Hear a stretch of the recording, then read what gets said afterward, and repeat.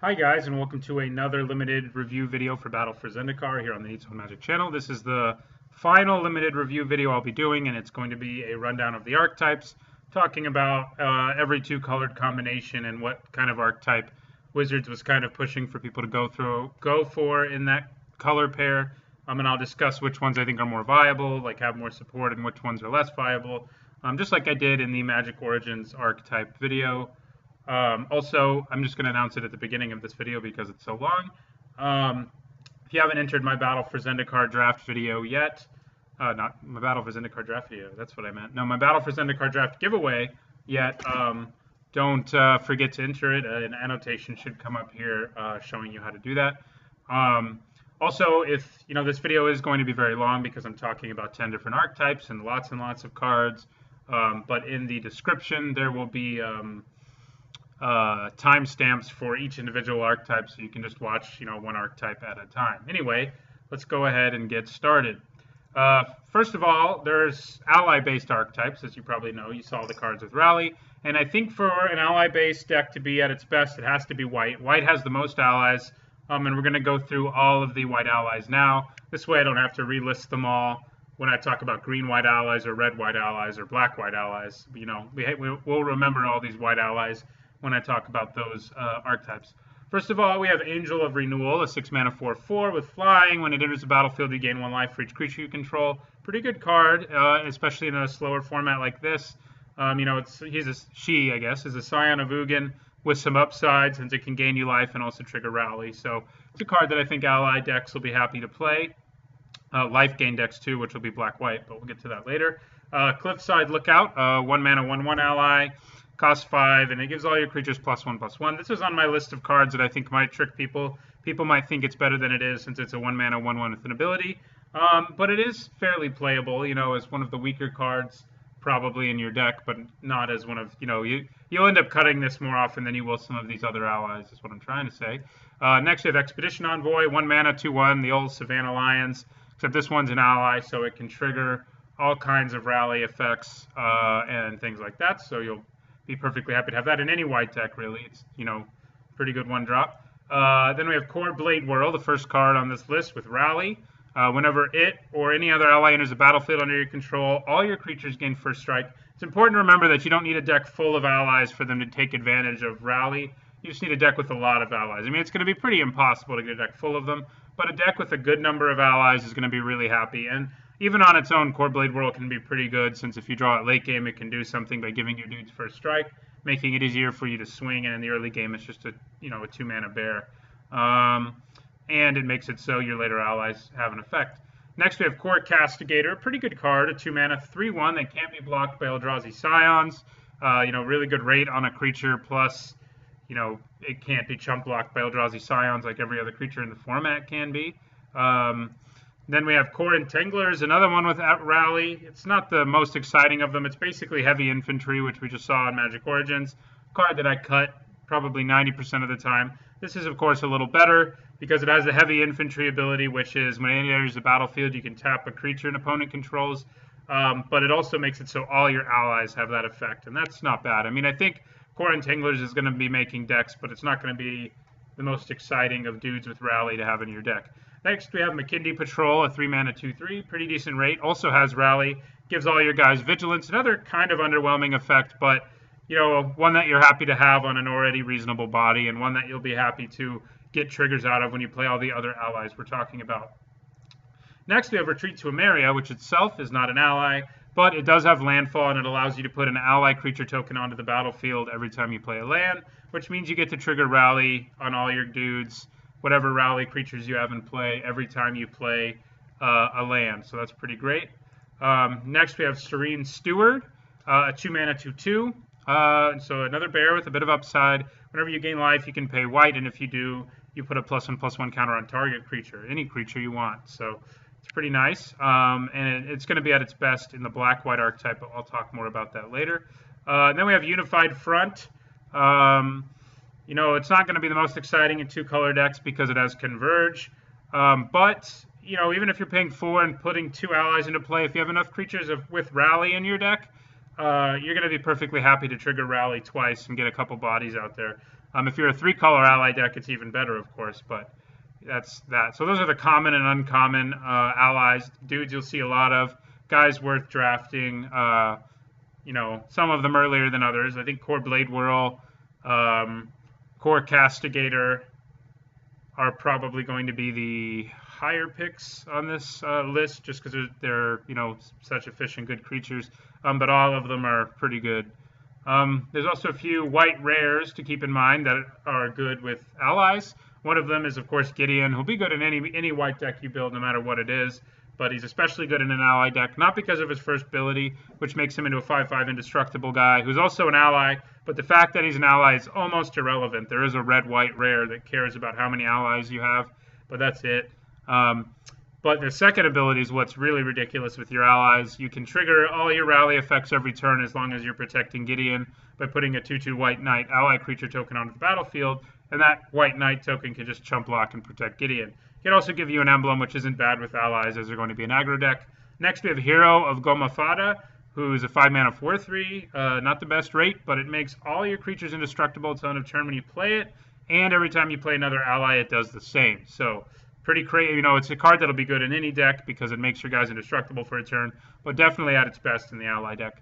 Next, we have Lantern Scout, a 3-mana 3/2, whose rally ability gives all your creatures lifelink until end of turn. Pretty powerful.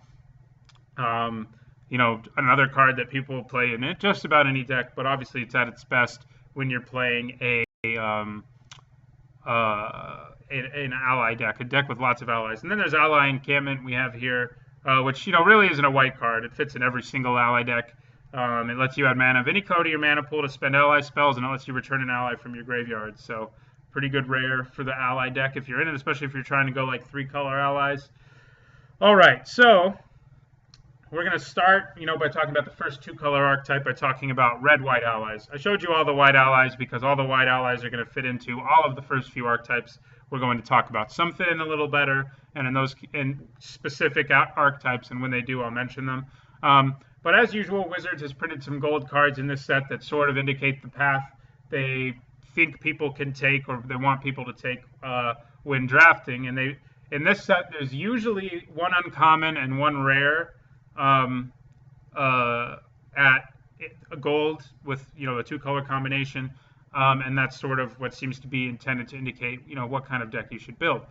For red-white allies, we have Resolute Blade Master as the uncommon, another creature with rally, so it's already showing you where you should go, and he's pretty crazy strong. He gives all your creatures double strike until end of turn. If you have a pretty full board of creatures, that's pretty frightening, and he makes it so every ally you play does the same.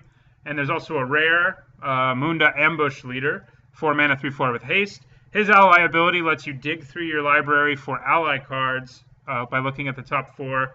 And you can put any number of allies from among them on top of your library and the rest on the bottom in any order, making it so you can trigger as many effects as you want of rally every turn. So he's pretty good. He's not super incredible, but a 4-mana 3/4 with haste with that ability.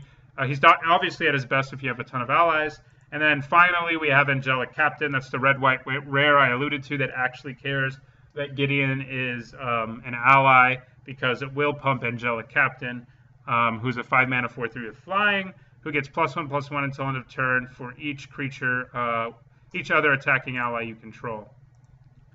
All right, so those are sort of the cards that they intend to guide us down a certain path. And clearly, red-white allies is where they want us to go. All 3 of these cards care about playing allies. So the question is, are there enough playable red allies to make a red-white ally deck, specifically a common and uncommon, to make a red-white ally deck playable? And I think the answer is yes.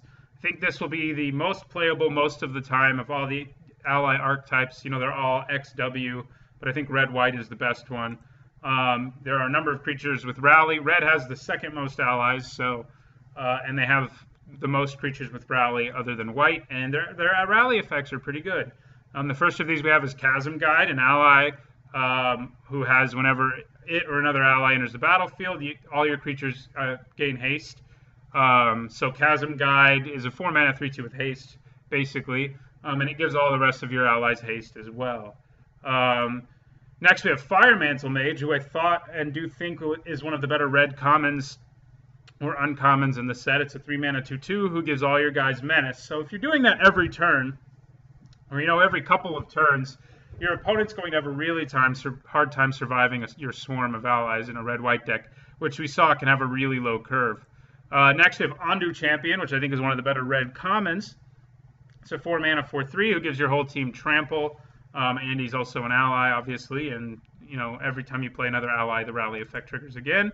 Reckless Cohort's not the most exciting, but it is an ally, so it will trigger all these rally effects. But it's basically a 2-mana 2/2 with a drawback, which is fine, especially for red. Red doesn't often get 2-mana 2/2s. It recently had Mage Ring Bully with basically the same drawback, but it also had Prowess, so it's a little better. But Reckless Cohort can at least stay back if you control another ally, so there's a little bit of synergy there. Another red ally is Shatterskull Recruit, a 5-mana 4/4 with Menace. He's pretty reasonable cost for a 5-mana 4/4 with evasion. I mean, it's not quite flying, but hey. And he'll also trigger all the rally effects that are present in red and white, making him even better. So I think red-white allies is probably going to be the strongest of the ally archetypes, but there are other ally archetypes that have slightly different flavor. The next one we're going to talk about, this concludes talking about all the red allies. That's all there are. There's only 5. But 3 of them are common, so you're going to be seeing them a lot, especially probably Reckless Cohort. Firemantle Mage will be probably the highest pick among all of these, but the others are all definitely playable. And other than Reckless Cohort, they're all above average cards, I would even say. All right, so the next ally archetype is green-white allies. We have Grove Tender Druids and Veteran War Leader to lead us down that path. Grove Tender Druids is a 4-mana 3/3. And its rally effect is kind of an interesting one. Whenever an ally enters the battlefield under your control, you can pay 1, and if you do, you put a green plant creature token onto the battlefield. So it lets you go wide. And you also have Veteran War Leader, which is 1 a green and a white for a star, whose power and toughness is equal to the number of creatures you control. And you can tap an untapped ally you control to give him First Strike, Vigilance, or Trample until end of turn. So this deck is, again, it is an ally deck. It is a deck that likes rally effects, which we've already seen all of in white. But it also has a little bit of a sub-theme of going wide. So in addition to, the effectiveness of playing allies in general, you can also play Eldrazi in this format, the green ones especially that put into play in this format, in this color combination. The green ones that put Eldrazi Scions into play are all pretty good in this archetype because this archetype wants you to go a little bit wide. And further indications of that are the other cards they printed, the other allies. Not this one, though. I thought it was going to be the first one, but it will be there in a second, the one I'm thinking of. But we have Tajuru Beastmaster as a 6-mana 5/5. Also indicating, Eldrazi Scion fit well in this deck because you can out-be ramp into this monster. And whenever a land enters the battlefield under your control, it gets +1/+1 till end of turn. Then you have Tajuru's Stalwart, who's probably at its best in a 3-color deck, but a 3-mana 2/3 is what it'll usually be in the green-white ally deck, and that's fine, especially if it's triggering Rally.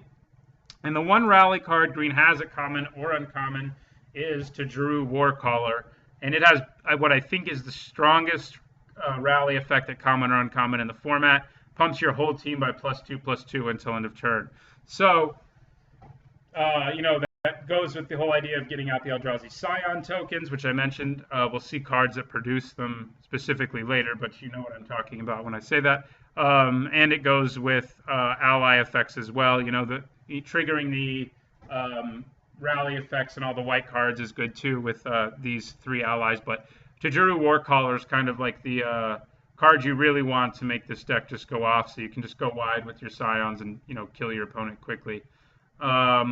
All right, so the next archetype we're going to talk about is blue-white, and it's kind of sort of has an ally sub-theme, but I think its flavor is so much different that it's basically not an ally deck in the same sense. It's not going to want to be as aggressive. It's going to be more of a tempo deck, and the 2 cards they printed indicate that to us pretty clearly. Royal Spout is a very good card that lets you put your opponent behind on board by putting their creature on top of their library. Especially painful in the late game when you bounce like a creature to your opponent's hand and it's, they're waiting to draw something else. Plus it has Awaken, so if you get in the late game, you also get a 4/4. One of your lands turns into a 4/4 creature. The rare is Noyan Dar, Royal Shaper, who is a 5-mana 4/4, who whenever you cast any instant or sorcery spell, puts 3+1/+1 counters on a land you control. And if you do that, the land becomes an elemental. So basically he awakens a land. He has Awaken 3. I don't know why they didn't just adds Awaken 3 to all spells. Maybe just because this is a little easier. But so he makes all your lands into dudes. So the theme of this deck, of the blue-white deck, seems to sort of be Awaken and Tempo. There are 2 allies in this color, so it's not impossible to build a blue-white, more ally-heavy deck.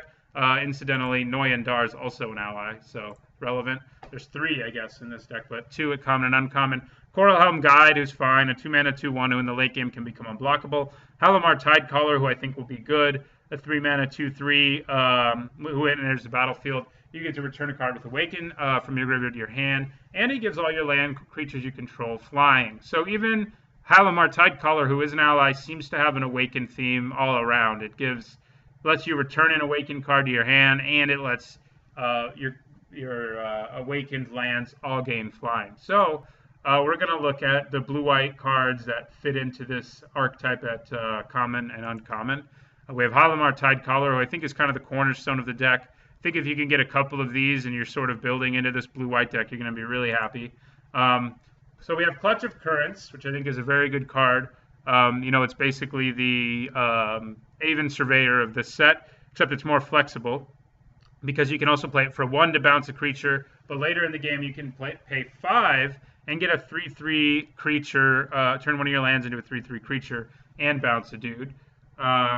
We also have Coastal Discovery, a card that is more of a controlling card, a card about hand advantage, draws you cards. I'm almost never going to want to cast it for 4 personally. Most of the time I'll be happier to cast it for 6 because it actually affects the board that way and draws me 2 cards.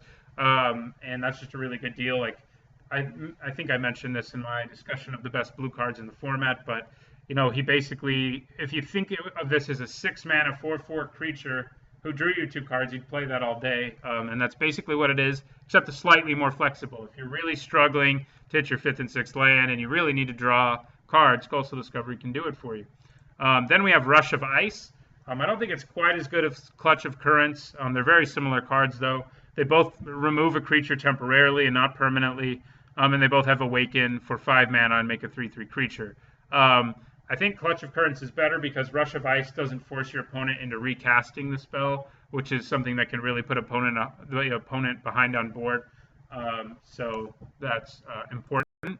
Next, we have Encircling Fissure. It's kind of a combat trick. Not a super exciting one, but I think it can end up being a blowout sometimes when you can double or triple block with your Awakened lands, let's say, or your other blue and white creatures, and then just kill all your opponent's dudes with Encircling Fissure. It's a trick you have to be aware of in general in this format, because not only that, but if they have 6 mana, they can pay 5, awaken one of their lands, and block with that land as well. And that land won't take any damage, and they might kill one of your dudes. So it's a combat trick to keep in mind, and a pretty strong card in the right situation. Ondu Rising is the same. It's not really a combat trick because it's a sorcery, but it can give you a huge life point swing by giving all your guys lifelink. In this case, your guys may be Awakened lands and maybe blue or white creatures. Plus, it has Awaken itself, so you can pay 5, and if you have a 6th land in play, or a 5th land, and you somehow ramped into this, it also has haste. All these lands have haste. They're just usually going to be tapped if you're on curve. And it allows you to attack with it while it has lifelink, which is going to give you an even bigger life point swing. And then we have Sheer Drop, which I think is the consensus best white common in the set. I said it in my video, and since then, when more videos have come out and Channel Fireball and people have written about it, Sheer Drop is thought by many to be the best white common in the set. 3 mana to kill a tapped creature, which in the late game becomes not only destroy target tapped creature, but put a 3/3 creature into play. And that's just great. And those are all cards you can get back with Halimar Tidecaller, which is pretty exciting. Plus, it'll make all your Awakened lands into flyers, which is just crazy. I mean, this is a deck that's going to be harder to make come together the way I'm sort of laying it out here than most of the others because some of the best cards are uncommon. But Sheer Drop, Rush of Ice, and Clutch of Currents aren't. And those three are all very playable cards. I mean, Sheer Drop is probably first pickable most of the time. And so all three of them are pretty good. And Halimar Tidecaller, you know, it may go overlooked in the early days of the format, but, you know, if you're near the end or in the middle of your first pack and you've got like a Sheer Drop and a Clutch of Currents, you know, may as well pick up that Tidecaller who can generate you card advantage and give your dudes evasion. There's also a few rare cards in addition to the one we already mentioned that support this archetype.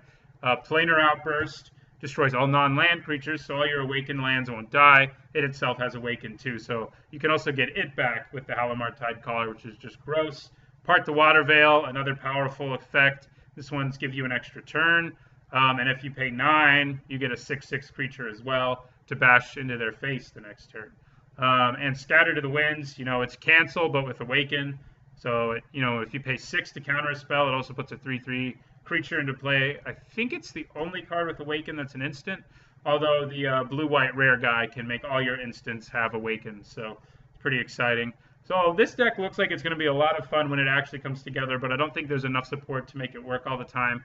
I think more often than not, blue will be kind of a support color for the blue-white ally deck, and maybe you run a few of the 2-mana and 3-mana common and uncommon allies in it most of the time, but I think when Awaken can really come together, it's probably going to be one of my favorite archetypes in the set.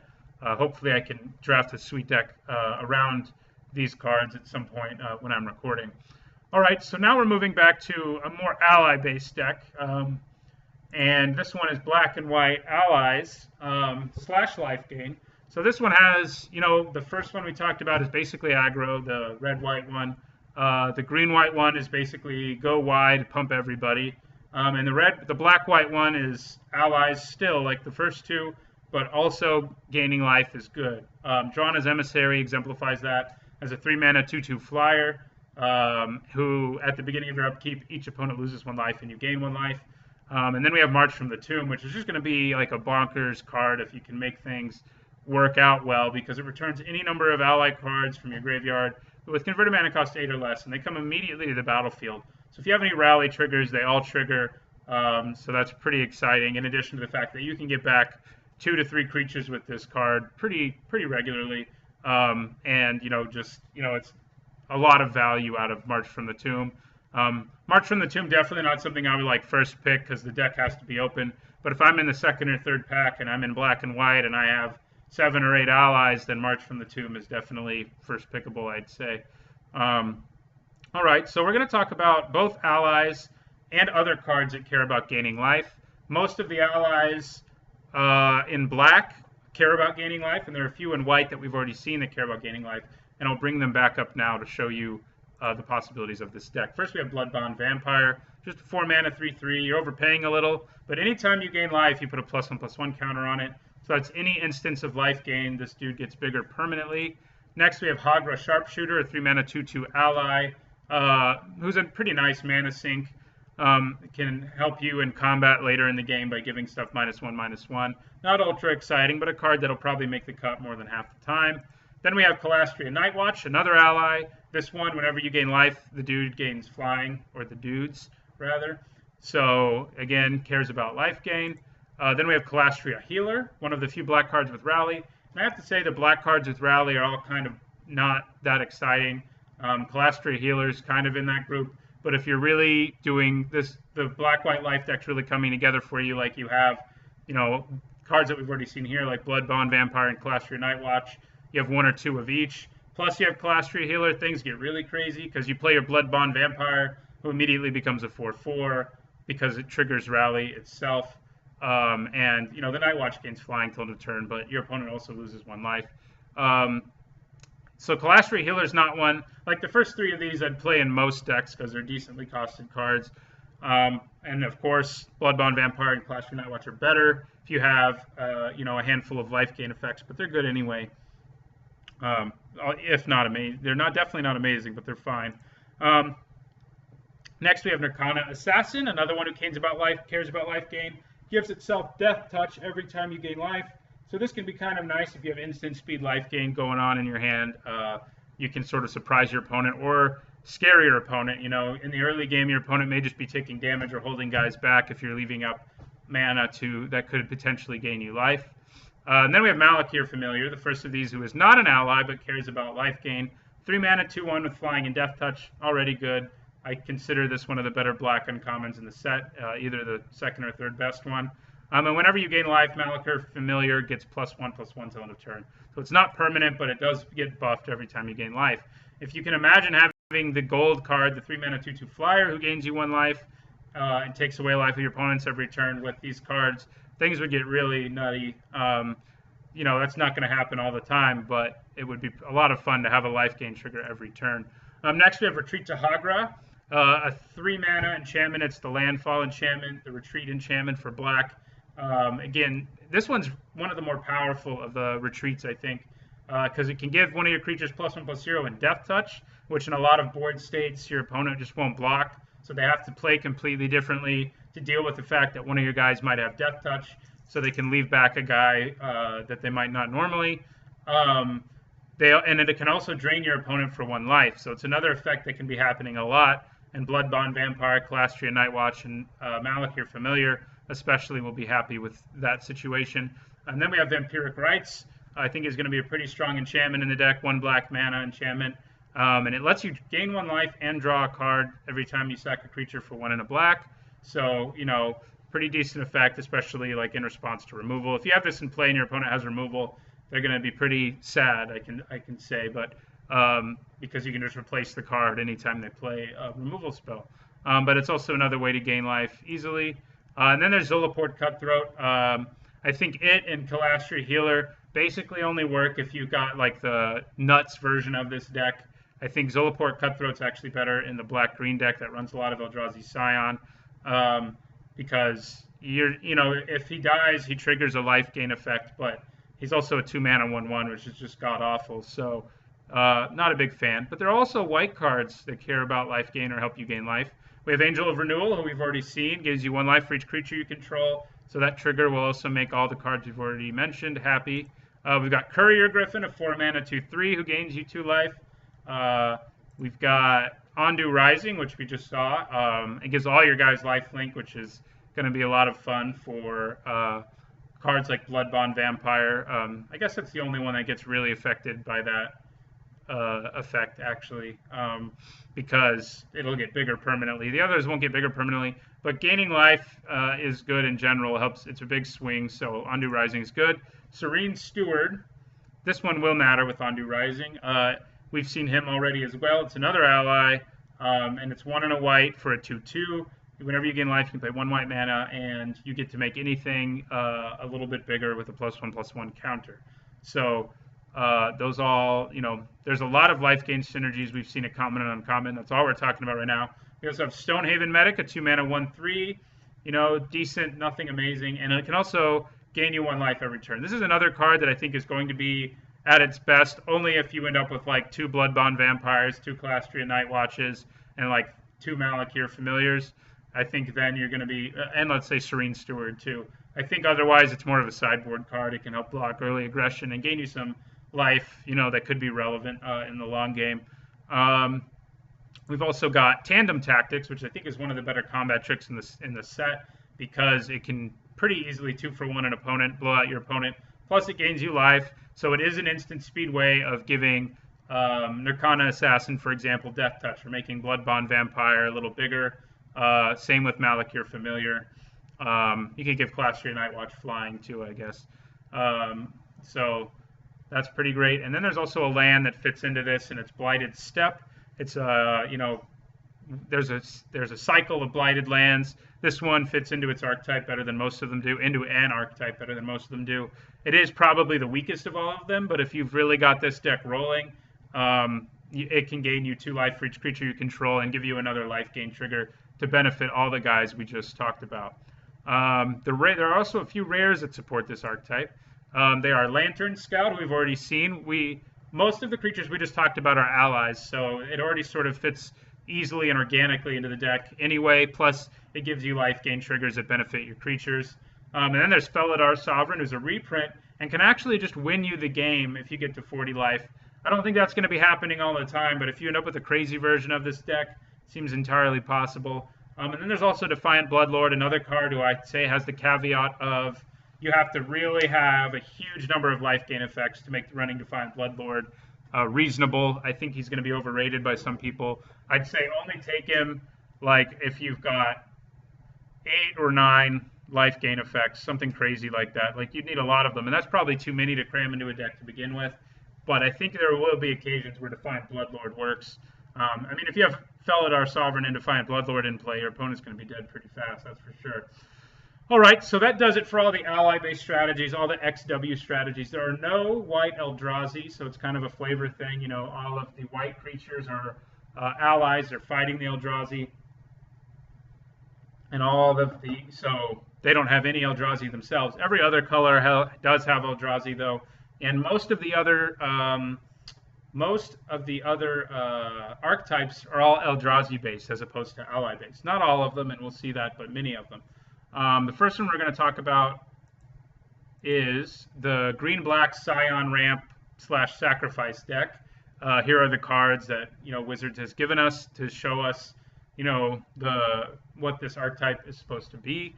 It's a 3-mana. First one we have is Catacomb Sifter, a 3-mana 2/3 Eldrazi to void. It also gives you a 1/1 Eldrazi Scion, so you get and plus whenever another creature you control dies, scry 1. This thing's pretty nuts because you pay 3 mana for 3 power, 4 toughness, and you can scry 1 every time a creature dies. Which is, we just saw Shadows of the Past, which was when any creature died, but still Catacomb Sifter, a pretty powerful effect. Not quite Shadows of the Past-esque, but it actually impacts the board immediately. So it's probably actually better than Shadows of the Past. Then we have Brood Butcher as a rare 5-mana 3/3, who puts a 1/1 Eldrazi creature token into play, just the same as Catacomb Sifter. But it also has a black and a green, sack a creature. Target creature gets -2/-2 until their turn. So these two cards together show us that this archetype's about making Eldrazi tokens and sacrificing them and getting effects out of those sacrifices. So we'll talk about the commons and uncommons that make Scions first in green and black. We have Carrier Thrall, which is a 2-mana 2/1. When it dies, puts a colorless Eldrazi Scion creature token on the battlefield. Already a pretty good card. I mean, we just recently had Sultai Emissary, who was basically, I'd say most of the time is a worst version of Carrier Thrall, because Carrier Thrall can definitely trade for a lot more than Sultai Emissary could, but Sultai Emissary put a 2/2 into play, so, it's hard to say. But anyway, Carrier Thrall, pretty good card. We also have Grave Birthing. This also lets you, should you pick up some black processors, while there are no green processors, there are some black ones, so, there's going to be a line where sometimes you end up with some black processors. Grave Birthing is going to be at its best if you have a few black processors. If you don't know what I mean by processor, I mean creatures whose types are Eldrazi Processor, and they all have effects that say, remove a card an opponent owns that's exiled and do this. And this lets you exile something and put an Eldrazi into play, and it replaces itself. I don't think it'll be ultra playable unless you have at least a couple processors, but it's a decent card for sure. Blister Pod is a 1-mana 1/1. Just like Carrier Thrall, it replaces itself with a 1/1 Eldrazi Scion creature token. Another pretty powerful card.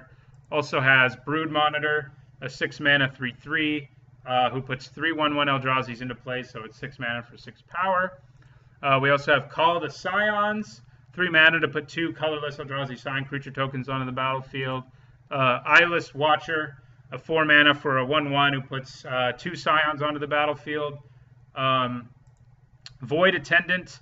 I lied. There is one green processor, and it's Void Attendant. I'd forgotten it existed.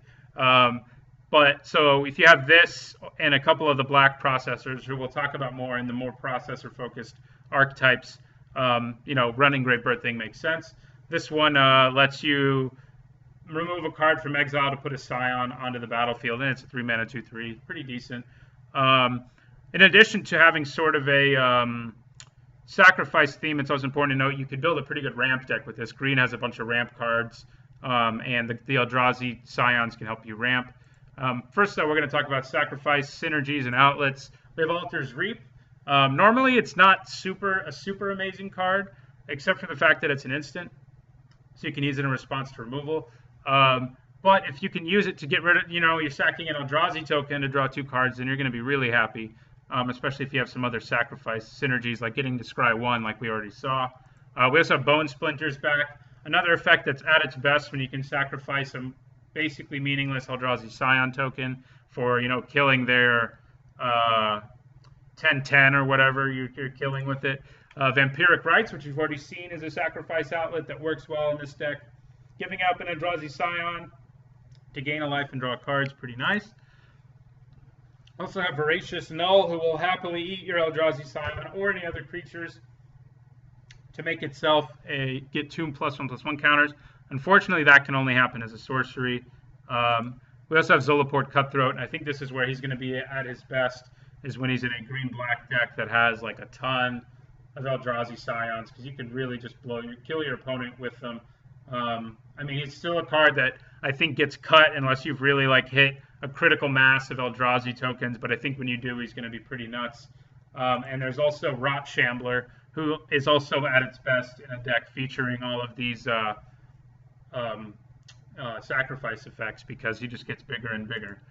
We also have Deathless Behemoth, who's one of the uncommon Eldrazi cards, 6 mana, 6/6 with Vigilance.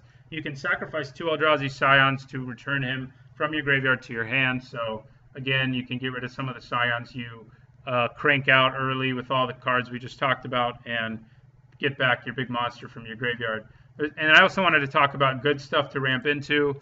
Bane of Bala Ged is probably going to be one of a pretty good first pick even most of the time, because it's just so powerful and it lets you stay open. So it's going to be hard to get, but if you can get it, it's a pretty great thing to ramp into, because it basically has Exile Annihilator. So that's pretty great. You also have Breaker of Armies, an 8 mana 10/8 that can wipe your opponent's board by forcing them to block it. I guess it breaks their army. Then you have Eldrazi Devastator, an 8 mana 8/9 with Trample. Not as exciting as the first 2, but a common. So if you pick up one or two of these and you're in a ramp deck, you're pretty happy. Then there's also Plated Crusher, the green Eldrazi, basically. The 7 mana 7/6 with Trample and Hexproof. I believe it's the only card with Hexproof in the entire set, so that's pretty crazy. It can live through a lot, although it does lose in a fight against all of these Eldrazi, except for Bane of Bala Ged, who it just trades with. So the Eldrazi are a little better, but Plated Crusher is pretty great, and it has Hexproof. So there's also some rares with some synergies. Smothering Abomination is a pretty mediocre card 99% of the time. 4 mana, 4/3, makes you sack a creature every turn. Whenever you sack a creature, draw a card. But if we have the craziest version possible of the deck we're just talking about, if that's the deck you managed to build, then Smothering Abomination is ridiculous, because it's probably hitting your opponent in the air. It's one of the few Eldrazi that can fly. And every time you sack a creature, you draw a card. So if you're able to pump out enough Eldrazi Scions and you're just drawing a card every turn and hitting them for 4, and you have more cards in your deck that make Eldrazi Scions, you're going to be really happy. And the other card is From Beyond, which I think is one of the better rares in the set. Definitely first pickable. For 4 mana, it puts an Eldrazi Scion into play every turn, and you can sack it. Just search for any Eldrazi card in your library and put it into your hand if you need your big bomb to help you win it. From Beyond plus Smothering Abomination, should that ever happen to you, it's going to be like a dream scenario, since you can make From Beyond's trigger happen first, sacrifice the creature, and draw a card every turn. So it's going to be pretty amazing. So that's the black-green Eldrazi-centric strategy. It's going to be. You can also. We already talked about the green-white strategy of go wide, but you can get some of the same cards, especially the allies, the black allies and the green allies, and that Tajuru Warcaller, and make it into a go wide deck as well, because you're making so many 1/1 creatures. But I think it's at its best when taking advantage of all the sacrifice synergies. And it's a decently supported deck, maybe not as well supported as most of them we've talked about so far. The only one that I guess is less supported that we've talked about so far is the Awakening deck, but this one's supported pretty well. It does seem a bit fragile, but it seems like it'll be fun too. All right, so the next Eldrazi-based strategy is red-black colorless aggro. It's also based on Eldrazi, but we now have like Little Eldrazi, something we haven't seen much of before. Like this 2 converted mana cost Forerunner of Slaughter, who's a 2 mana 3/2. I'm already sold. But on top of that, it gives a colorless creature haste until end of turn. And Duststalker, in case you weren't sure what the archetype would be based on Forerunner of Slaughter, is a 4 mana 5/3 with haste. And at the beginning of each end step, if you control no other colorless creatures, return Duststalker to its owner's hand. So this is an archetype that cares about colorlessness. It's really weird to say red-black colorless, but you know that's the world we live in now. But that's what this is: red-black colorless. And this is a deck that cares about colorlessness. So we're going to talk about commons and uncommons other than Forerunner of Slaughter that care about colorless in this archetype. We have Kozilek Sentinel, 2 mana 1/4, already a pretty good rate. And anytime you cast a colorless spell, it gets +1/+0 until end of turn. Next we have Nettle Drone, 3 mana 3/1, already a decent rate. And it can ping your opponent every turn. And whenever you play a colorless spell, it untaps. So it won't be hard for it to hit your opponent for 1 or 2 every turn if you're really going well in this deck. We also have Vile Aggregate, who has a cool name, A, and B, his power is equal to the number of colorless creatures you control, so further letting you know that you should make sure things are as colorless as possible in your deck. Also has Trample, also has Ingest, and that is relevant because both red only has 1 processor card, but black has a number of them, so if you pick up a few black Eldrazi who process things, Vile Aggregate's even better. But if you really have this deck going, Vile Aggregate will be good with or without Ingest. Then we have Dominator Drone, 3 mana for 3/2, also has Ingest to help you activate the Eldrazi processors. And if you control another colorless creature, each opponent loses 2 life. So 3 mana for 3/2, that makes your opponent lose 2. Seems like a good deal. So if you can set this up, it's going to be pretty nice. We also have Skitter Skin, another good aggro creature, 4 mana, 4/4/3, can't block, so you know it's all about attacking, and it can regenerate as long as you control another colorless creature. We also have Swarm Surge, which is a card that will really only be good if you've really got the craziest version possible of this deck. It gives all your guys +2/+0, and it gives your colorless creatures first strike until end of turn, so makes your opponent have some really awkward blocks. It's still not an amazing card, even in a deck that has a ton of these. Probably not more than a 1-of usually. It's probably going to be a card people pick up a lot of. Although, you know, you can go wide with Eldrazi Scion tokens with it too, which isn't bad. And we also have Titan's Presence, the colorless uncommon that will be at its best in decks that care about colorless because it's a 3 mana instant speed removal spell, and you just have to reveal a colorless creature from your hand, and it exiles a creature with power less than or equal to the revealed card's power. So, you know, you've got to be pretty hard into this colorless deck for it to work out the best. Here's some other colorless spells in black and red. We've got Complete Disregard. Also helps feed processors in addition to being a good removal spell. Culling Drone, a bear with Ingest, so can also feed processors if you end up with a few of them. Grave Birthing, we've already seen it. Exiles a card, gives you a Scion, draws you a card. Grip of Desolation, one of the best black uncommons in the set, maybe the best. Lets you exile a creature and a land. Silent Skimmer, which is actually, I think, going to be better than it looks. It's basically a 4 mana 2/4, except it makes your opponent lose 2 life, even if they can like block it in the air, you know. So it's better than a 2 mana 2/4 in most, a 4 mana 2/4 in most situations. Got Sludge Crawler, who I don't think is awesome, but if you're really into the colorless deck and you've got lots of effects that care about colorless, Sludge Crawler could be good. Touch of the Void, just a decent removal spell that exiles whatever it kills. 3 mana for 3 damage. Can also hit your opponent. And Vestige of Emrakul, just a really efficient common. 4 mana, 3/4 with Trample. You know, you'll take that all day in any format. Especially in a format that really cares about colorless. There's only one other rare, in addition to the ones we've talked about, that has synergies with red, black, colorless, and that is Barrage Tyrant, who's pretty awesome. He's a 5 mana, 5/3. Cool art, too, and cool flavor text. 5 mana, 5/3. You can play 2 in a red, sacrifice another colorless creature, and it deals damage to its creature or player equal to its power. So again, I've been talking about things you can do in response to removal. Granted, usually they're going to be targeting Barrage Tyrant with their removal. But if they're not, you can throw stuff at their face in response. Plus, you can act as removal. Just, you know, throw all your little colorless guys at your opponent's creatures. or he can help finish off your opponent. So that is the red-black colorless aggro deck. It's mostly aggro themed, I think, based on what we've seen. Cares about colorless, and it's going to be at its best when you can maximize the number of colorless spells you can play.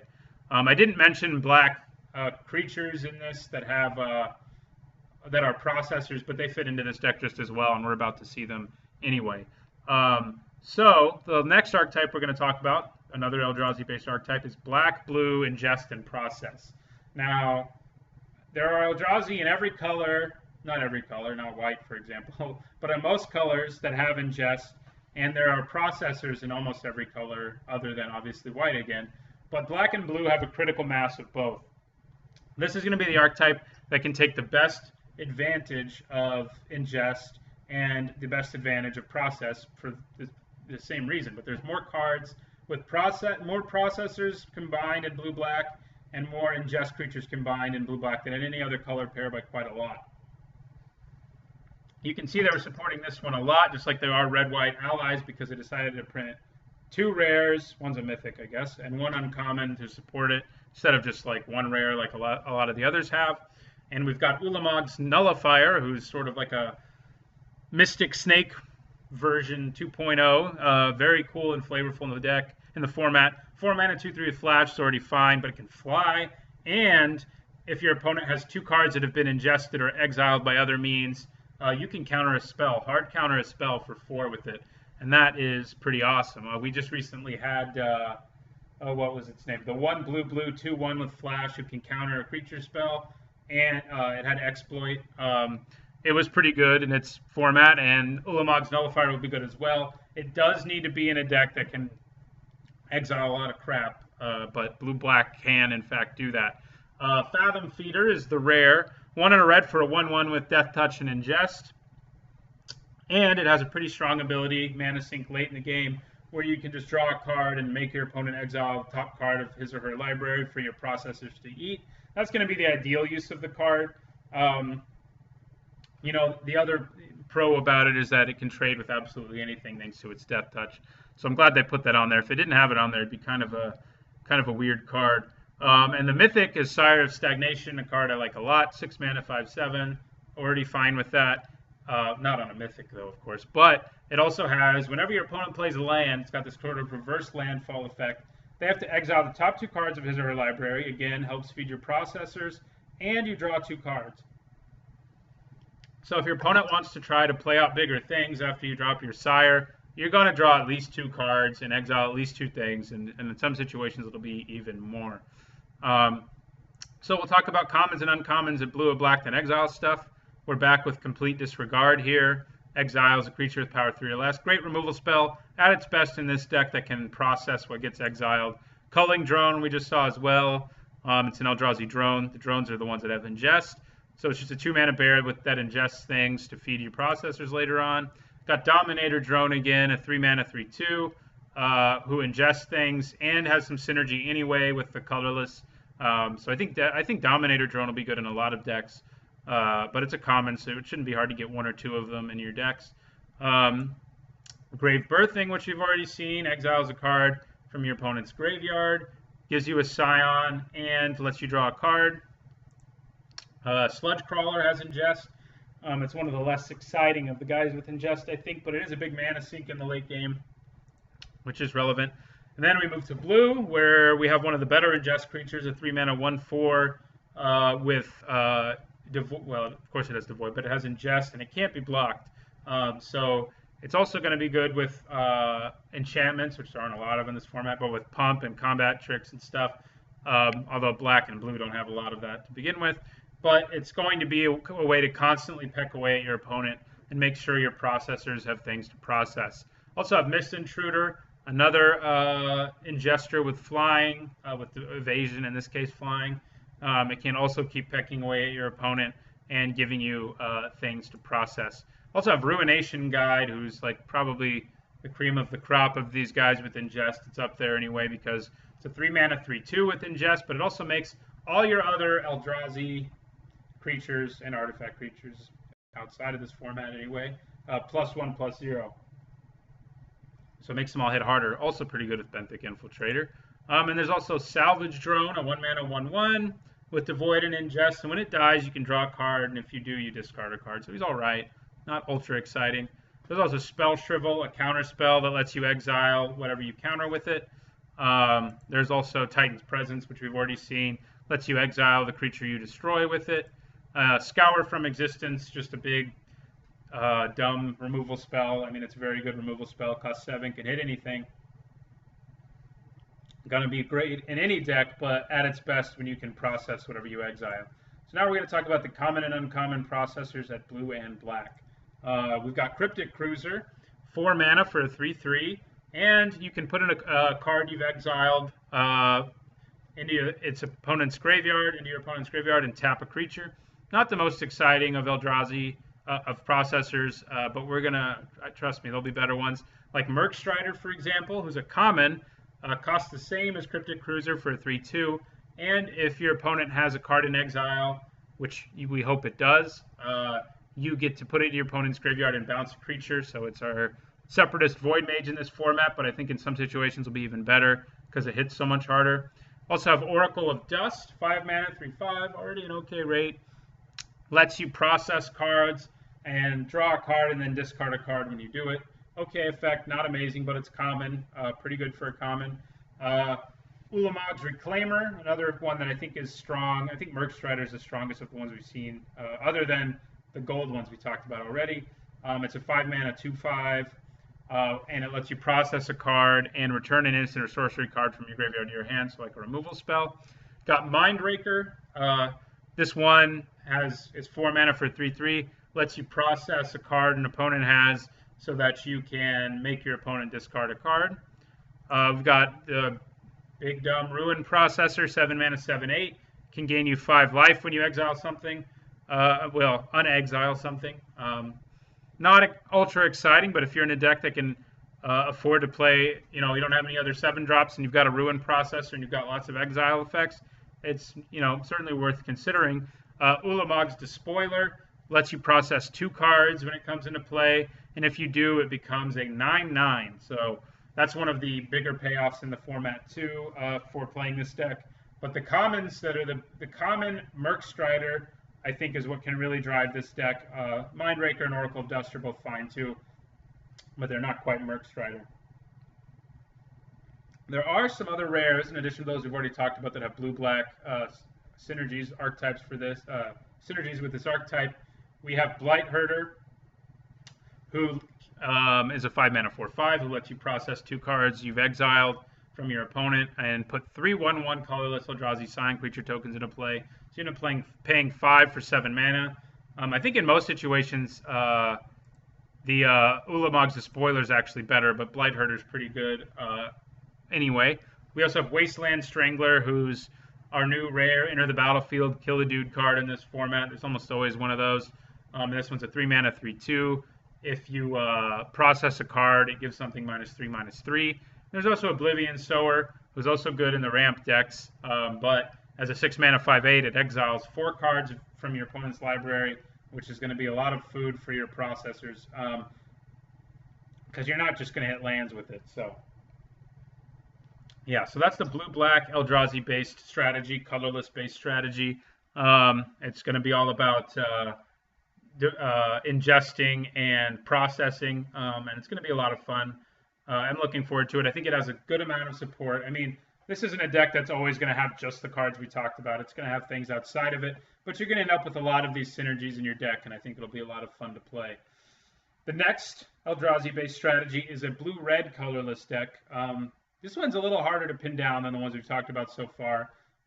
We've seen that red-black is sort of an aggro deck based on colorless synergies, and we've seen that blue-black is sort of a deck based on the ingest plus process abilities.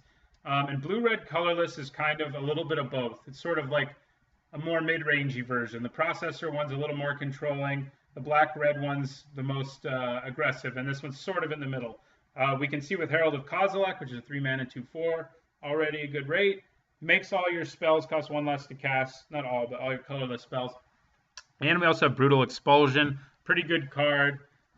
It's a 4 mana, 2 for 1 sometimes anyway, because it can act as a counter spell by returning a spell an opponent controls to its hand, or it can do 2 damage to target creature or planeswalker, and it can exile it. So there's also some ingest process going on here, but there's also some like sort of being aggressive in a blue-red way with some of the red cards you've already seen that like colorless cards. So that's something to keep in mind, that this one's sort of ill-defined by comparison to the other Eldrazi archetypes we've seen, but I think it can be good. So we've got our friend Benthic Infiltrator again. This archetype cares. This archetype cares about colorless, as Herald of Kozilek indicates. So Benthic Infiltrator will be cheaper. It's already good. It ingests things, and this archetype has all the blue processors and the 1 red one as well. Cryptic Cruiser again to process things. Eldrazi Sky Spawner, one we haven't actually seen yet. 3 mana, 2/1 flyer, and it puts colorless Eldrazi Sign creature token into play. Pretty good. One of the better commons in the set, I think. Horribly Awry, which can counter something that costs 4 or less, and it exiles it, so it can also be processed later. Incubator Drone, which is a 4 mana 2/3 that puts an Eldrazi token into play. Mist Intruder, some more ingest. Oracle of Dust, seen it, processes stuff. Ruination Guide, probably at its best in an aggressive sense in this deck, because there's a lot of red colorless creatures that also care about colorless. So it has more synergy in the blue-red archetype than it does in the others. Salvage Drone, another, fine 1-drop, but not very exciting. Spell Shrivel lets you counter and exile something. Tide Drifter raises the toughness of all colorless creatures. Ulamog's Reclaimer, we've seen before. It lets you return an instant or sorcery if you can process a card. Adverse Conditions lets you tap stuff down. They don't untap, and you get 1/1 colorless Eldrazi Scions. There's some more. These are the red commons and uncommons we've already seen most of, so I'll go through them quickly. We've got Kozilek Sentinel, cares about colorless, so it gets a little bigger. Nettle Drone can ping your opponent again every time you play a colorless spell. This is the 1 processor in red. And it's not even actually a creature, but it has an 8-word processor in it. Lets you put a card an opponent owns from exile into their graveyard. It lets you do 5 to a creature. So that's a pretty powerful effect if you've got this deck going. If you've got enough blue dudes with ingest. Red doesn't have enough ingest guys to support it on its own. I think it basically has to be paired with either blue or black for Processor Assault to work. Touch of the Void lets you exile things. It doesn't have ingest, but it is a red way of exiling things after you kill them.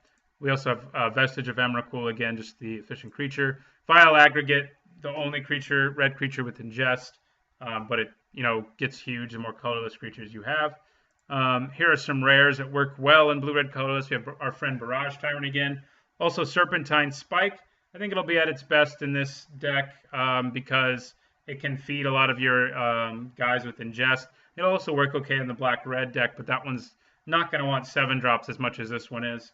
And it can end up being a 3 for 1 in a lot of situations for 7. That's not too bad.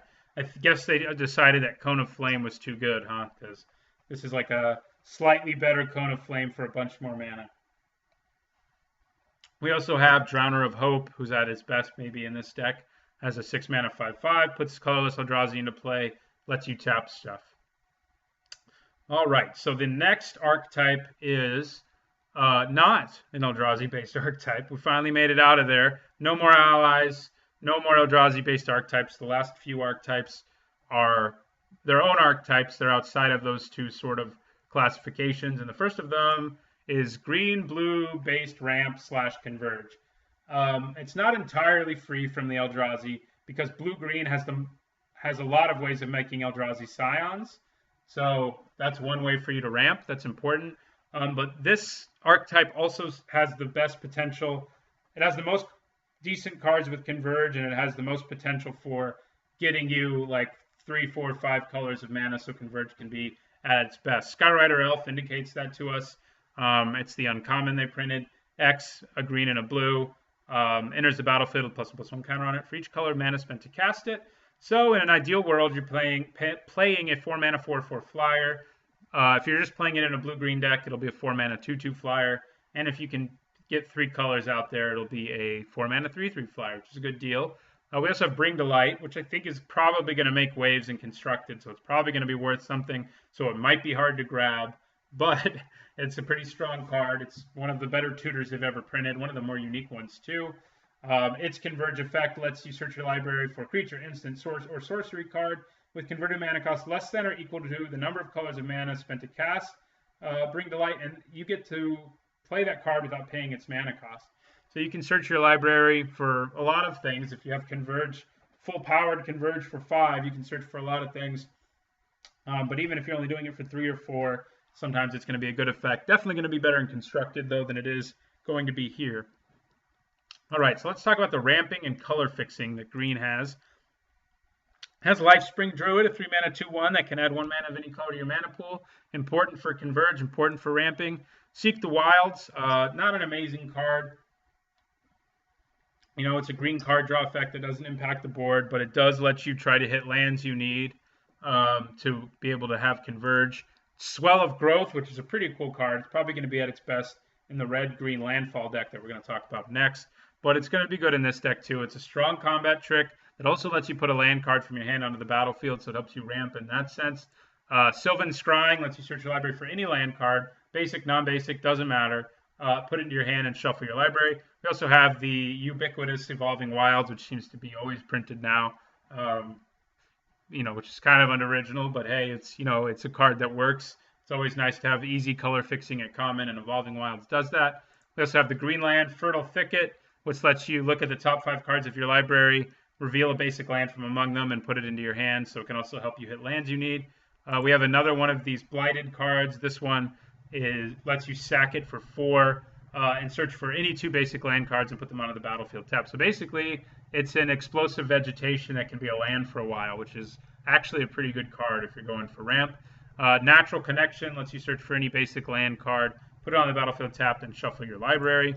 And Kozilek's Channeler is just a 5-mana 4/4, already an okay deal since it's colorless. Plus, it can help you ramp. So we have stuff to ramp into, a common and uncommon, basically what we've already seen. Bane of Balagad, Breaker of Armies, Eldrazi Devastator, and Plated Crusher. But you also have all the rares and mythic Eldrazi, which are all also obviously worth ramping into, as are, any Eldrazi, basically. Most of the huge creatures in this format who aren't named Plated Crusher are Eldrazi. So it's going to be pretty obvious, what you can be ramping into with this format, and it's really crazy Eldrazi. Like, this is the deck that will have most effectively call out Ulamog, I would guess, on a regular basis. Although the black-green deck can do that as well. So there's also commons and uncommons with Converge, which sort of seems to be an archetype within this, in addition to the ramp. We've got Royal Mage's Trick. Not a super exciting one, but it can be a combat trick that helps you triple block a creature and kill it while it replaces itself. Brilliant Spectrum, I think, is almost unplayable, unfortunately, but it is a card with Converge at common. I'd recommend against playing it most of the time, but, Converge is Converge. Infuse with the Elements, which will be either a strong combat trick in a Converge deck or a super bad one in any other deck. Because of that, I think it'll be easy to pick up. That's the pro about this deck. Even though it's not ultra well supported, people are going to be passing most of these Converge cards because they're not good outside of a Converge deck. Unfortunately, Tajuru's Stalwart is good in the green-white ally deck, but it's at its best in a deck like this. It can play it as a 3-mana 3/4. Unified Front, we saw with the ally deck, and this one, you can put core allies into play. Probably still better in an ally deck, but it's okay here if you can get all 4 colors. There's also some rares with Converge and ramp synergies. Painful Truth lets you draw and Converge X. You draw X cards and lose X life, where equal to the colors of mana. We also have Radiant Flames, which is a decent removal spell. Well, more than decent, a good one in a Converge deck, but in anything else isn't very good. So both of these, basically in anything else, aren't incredible. I can see 2 color decks picking up Painful Truths pretty often because it's sort of like a worse read through the bones, especially if it's late in a pack. But Radiant Flames really isn't, there's way better removal in this format if you're only a 2-color deck than doing 2 damage at sorcery speed for 3. Blue has Ugin's Insight. which is probably at its best in this deck because you can ramp into crazy things. Scry, huge number, and draw 3 cards after you do so. There's also Exert Influence, another card. Like, this is the good news that there continues to be that I'm telling you. No one's going to play Exert Influence unless they're this deck. So you'll be able to pick up most of these rares with no problem. And like, there'll be late rares that are still passed around. So if you see some early ways to ramp into 5 mana, and then you start seeing like Exert Influence, Radiant Flames, and Painful Truths, you're going to be pretty happy. It's not always going to happen, though.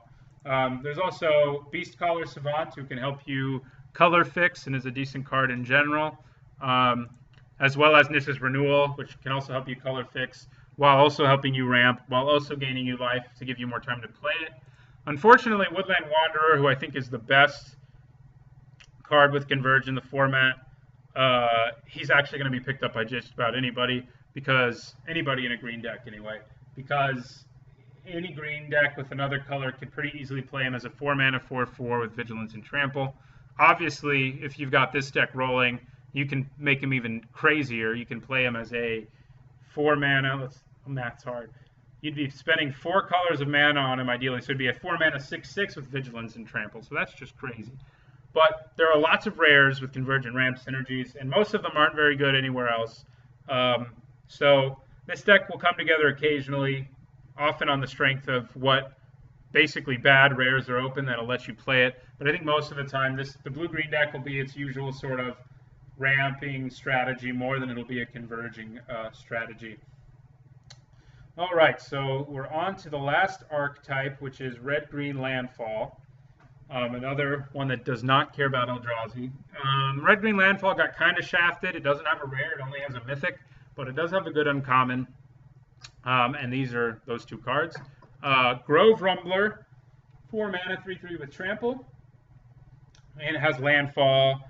And when Landfall happens, it gets +2/+2. So, pretty great card. Omnath is also really crazy. I think, if you want to have a lot of fun, he might be fun to first pick.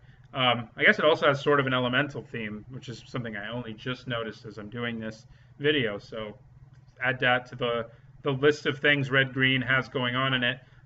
Its Landfall ability puts a red and green elemental onto the battlefield, 5/5, and whenever Omnath or any other elemental you control dies, Omnath deals 3 damage to target creature or player. So things can get pretty ugly for your opponent if they start dealing with your elementals. So here are some common and uncommons with Landfall. You got Akum's Stonewaker, who's fine. 2 mana for a 2/1 with text box is usually a good deal. Any color that's not green. And this is not an exception. Anytime you play a land, you can pay 2 and a red and put a 3/1 red elemental creature token with trample and haste. So basically, spark elemental into play. So it's another elemental thing that I've just became aware of as I was making this video. Another elemental thing within the deck. But the elemental theme's not strong at all because the only thing that cares about it is Omnath, as far as I can remember. And he's a mythic. So don't try to build around the elemental thing unless you pick up Omnath, I guess. Another good card, not amazing, with Landfall, kind of reminds me of Sabertooth Outrider, who is the 4 mana 4/2 with Trample and what was it called? Formidable. If you had Formidable, it also had First Strike. This is a 4 mana 4/2 without Trample, but whenever you play a land, it gets First Strike until end of turn, which is pretty great on a 4/2 body. Then there's Makindi Siderunner, who's another good 2 mana 2/1, probably better than Akum's Stonewaker in most situations. Gets +1/+1 every time you play a land. Of course, you have the Retreat. The Red Retreat is a pretty good one, especially if you can get 2 triggers in one turn, which this color can do, because you can make one of your guys bigger, and you can make it so one of your opponent's creatures can't block. Retreat to Valakut will be a pretty fun one to try to keep in your hand in certain situations, like if the board is stalled out, or if your opponent feels like they can swing a lot and not lose enough creatures for it to be a problem, but still block your guys who would swing for lethal. If you have Retreat to Valakut and Evolving Wilds in your hand, your opponent's going to be pretty sad. I mean, it's still, most situations it's better to play the Retreat early, but there are going to be board states where I can see drawing it and not playing it until I'm sure I can use it to just win me the game. Tunneling GOP, not the most exciting, kind of disappointing for an uncommon especially, but you'll play it. It's a 3-mana 3/2. Whenever your land comes into play on your side of the battlefield, your opponent loses 1 life. Valakut Predator, 3-mana 2/2, gets +2/+2 land with its landfall ability. Murasa Ranger, kind of the green version of the red one. It has a mana cost that you can pay to get an effect, and in this case, the Ranger gets bigger. Not an ultra exciting card, but it is a big mana sink in the late game, and that's, landfall often is late in the late game. You just like draw a land and you play it for the landfall triggers, and this isn't an exception, as you can actually use all the mana you have too. Retreat to Kazandu, another good retreat. I think the red one's better and as aggressive of a strategy as this deck is. But this one's fine. It makes your guys bigger permanently, and it can gain you life in a pinch. There's also Scythe Leopard, who most of the time I don't think is going to be great. But if you have, I don't know, a lot of ways to trigger landfall a couple times a turn, he's okay. But most of the time, 1-mana 1/1s aren't worth running. He could have easily made it onto my list of cards, trying to trick you that you probably shouldn't play. But he'll make decks occasionally. Snapping Gnarlid, very good, 2-mana 2/2, and whenever you play a land, it gets +1/+1. Also have Territorial Baloth, big 5-mana 4/4, who gets +2/+2 whenever you play a land. Now, we're going to talk about the common and uncommon synergies of landfall that can allow you to get multiple triggers in a turn. Unfortunately, there are not a huge number of them. The good news is you don't need multiple triggers for things to be really good. Landfall is going to happen in every game of Magic you play because you're always going to play lands, and that's what I think makes this archetype a relatively strong one. Has very good commons and uncommons, so I think this is a very good archetype. So here are the common and uncommon cards that have synergies with landfall effects. We have Natural Connection, which incidentally is also an instant. So at instant speed, you can give one of your guys its landfall trigger out of nowhere. So it can be a combat trick in this deck while also helping you ramp. Swell of Growth is at its best in this deck. Lets you pump a guy +2/+2, plus you get a landfall trigger if you have a land. Blighted Woodland can give you 2 lands so that you get a landfall trigger, double landfall trigger. There will be times where you can go Blighted Woodland, pay 4, sack it, and get 3 landfall triggers, and that'll be fun. And of course, there's Evolving Wilds, which everyone will be after, but getting 1 or 2 of won't be impossible. And you should value it even more than anyone else, except maybe some crazy guy trying to make a Converge deck happen. Because of the ability to get double landfall triggers. So there's also some rares, of course. This is another color combination where there are a lot of rares that support the archetype. We have Akoum Firebird. That's probably why they decided, by the way, to print Omnath as a mythic, because there's enough green and red rares that are good and have landfall or synergies with landfall that they didn't want to make Omnath just like a rare. Plus, he's good anyway. Like, too good to be rare anyway. So, Akoum Firebird, 4-mana 3/3 with flying and haste. Has to attack every turn. But if it's in your graveyard and you play a land, you can pay 6 and it comes back to the battlefield. Pretty strong card. Akoum Hellkite. It is a member of the cycle of cards that have a landfall ability that's even better if you play the color of land that they are associated with. In this case, it's red. So whenever you play a land, you can do 1 to target creature or player, so it can be removal. But if it's a mountain, you get to do 2 damage to that creature or player instead, in addition to having a 4/4 flying body. Dragon Master Outcast isn't exactly a landfall card, but it's a card that cares about how many lands you have. And because you're going to want landfall triggers, you're going to be playing cards that help you ramp anyway. So Dragon Master Outcast will be probably at its best in this deck, though it's really good in any red deck. We also have Nissa's Renewal, which is a crazy way to get 3 landfall triggers in a turn and gain you 7 life, while also helping you ramp if you want to into a giant Eldrazi or something. Orin Reef Hydra, same cycle as Akoum Hellkite, 6-mana 5/5 trample, gets a +1/+1 counter anytime you play a land, and if you play a forest, it gets 2 of them. We also have another mythic here, Undergrowth Champion, 3-mana 2/2, has a landfall ability that you put a +1/+1 counter on him every time you play land, and if damage would be dealt to Undergrowth Champion while it has a +1/+1 counter on it, you can prevent that damage and remove a +1/+1 counter. So he's effectively immune to damage as long as you wait to go Undergrowth Champion, play a land on turn 4. So in response, they could do something, of course, and they could also just use 2 burn spells on it, but that you're still going to be pretty happy with the outcome there. But anyway, so that is all of the archetypes. I'm glad I kept this video a little shorter than I kept the Magic Origins archetype video. Let me know what you think, if I've evaluated the archetypes correctly, if these are the archetypes. I would like to say that any deck that has green in it, if it wants to, will be able to go into 3 colors. So it's possible to see a black, green, blue Eldrazi deck. That's perfectly fine. I stuck to 2 color combinations here other than the Converge deck. But any deck with green in it, for reasons we've already seen, can make 3 colors work, especially if green is its base color. So that's important to keep in mind. But anyway, I'll put an annotation here and a reminder, if you haven't done it already, to enter my Battle for Zendikar draft giveaway. And thanks for watching. I won't be doing any more limited review videos until the next set comes out. I think we know the name of it, but I haven't looked at it. But I will be doing weekly draft videos of Battle for Zendikar starting when Battle for Zendikar is online in early October. So thanks for watching, and don't forget to like, comment, and become